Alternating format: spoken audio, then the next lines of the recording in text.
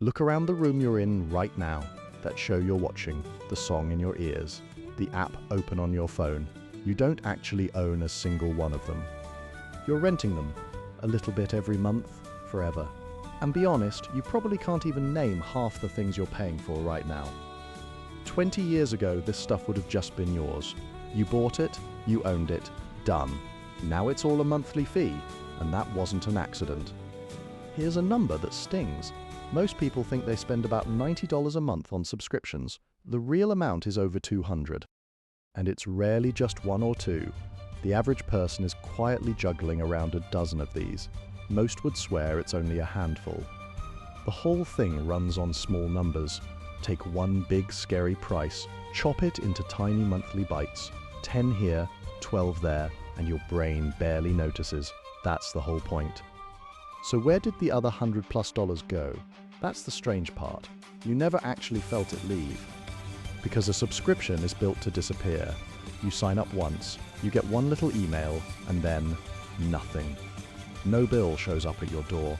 Nobody texts you to ask if you still want it. The money just quietly walks out on autopay, month after month. And here's the uncomfortable part. Your forgetting isn't a glitch in the system.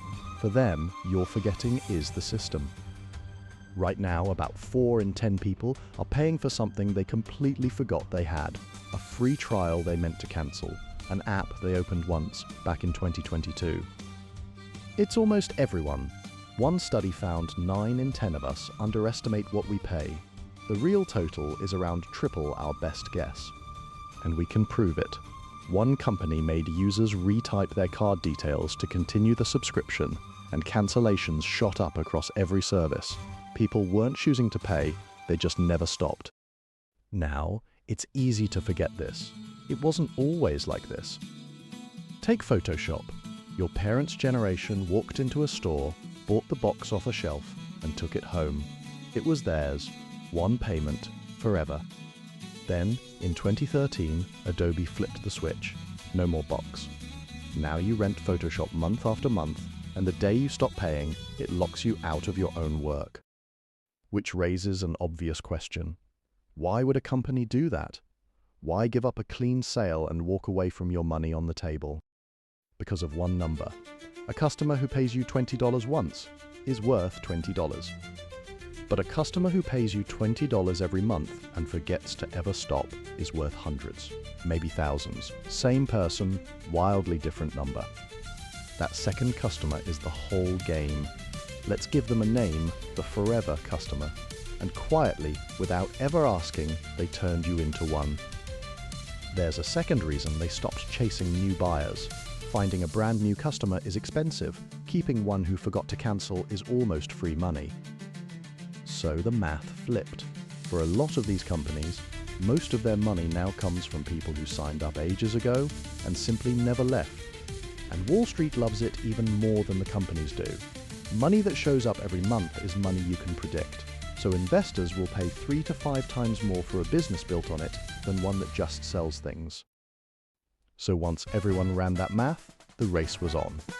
If a forever customer is worth that much more, then everything should be a subscription.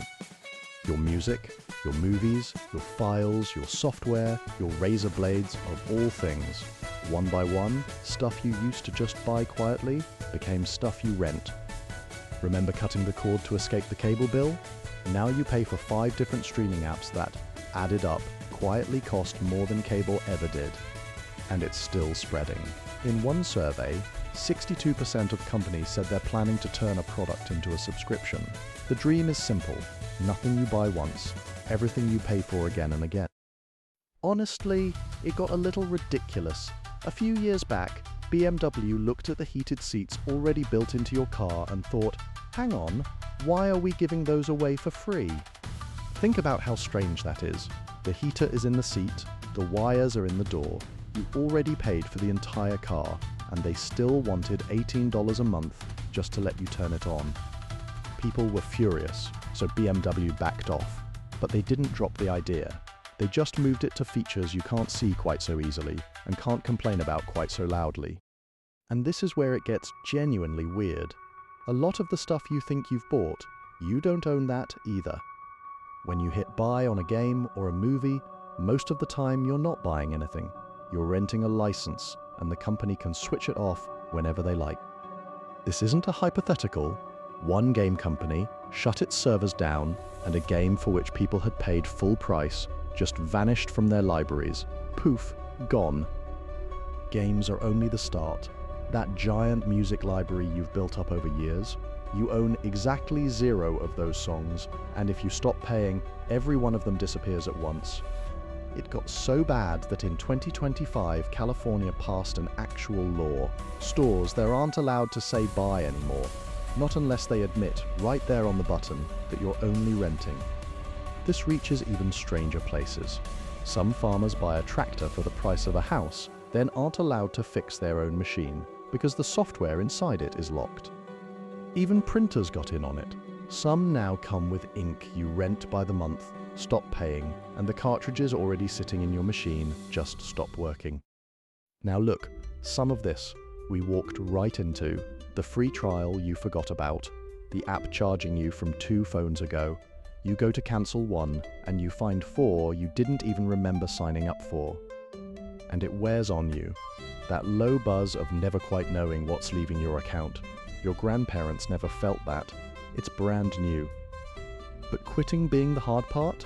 That's on purpose. Signing up takes one happy little tap.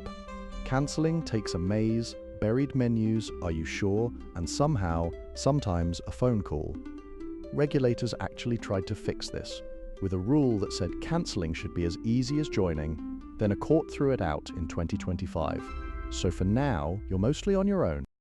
So take a step back and look at the whole thing at once.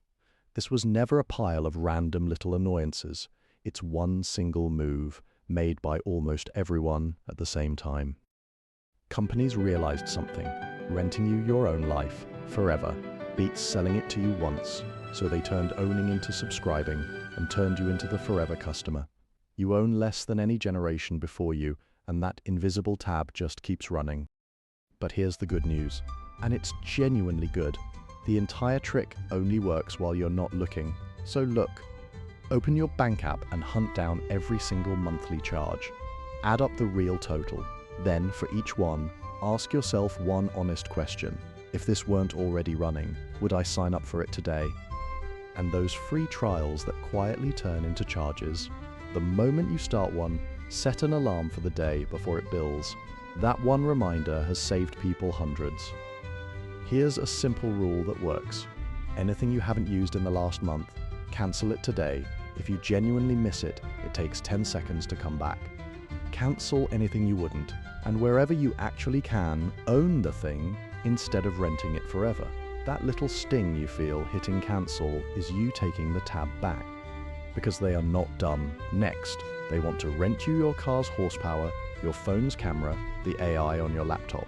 So the real question isn't what you own anymore, it's what you're still paying every month to borrow.